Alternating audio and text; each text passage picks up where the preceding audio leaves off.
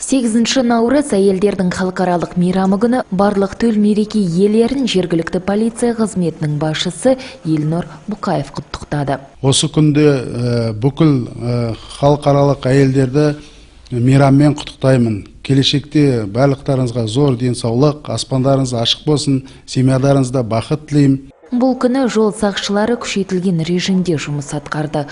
Жол бойына кезекшілікке шыққан полицейлер автокөлікті тізгіндеген әйелдерді тәртіп бұзды деген желеумен тоқтатып, айыппұл орнына гүл шоқтарын сыйлады. Әдетте полицейлерден ескерту алатын нәзік жандылар үшін бұл күтпеген тосын сый болды.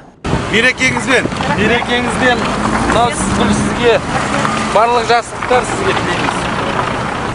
Халықаралық мерекемізбен құттықтаймыз. Барлық жақсылықтар сізге тілейміз. Вас остановили только, чтобы поздравить 8 марта. Подождите.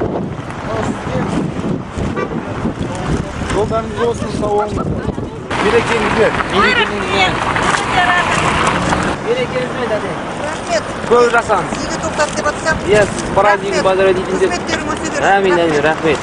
Айта кетейік, бұл акция Екібастұзда тұңғыш рет өткізілді. Енді жол полицейлері оны дәстүрлі үрдіске айналдыруды көздеп отыр. Инара Бенова, Геннадий Дробец, арнайы жаңалықтар үшін.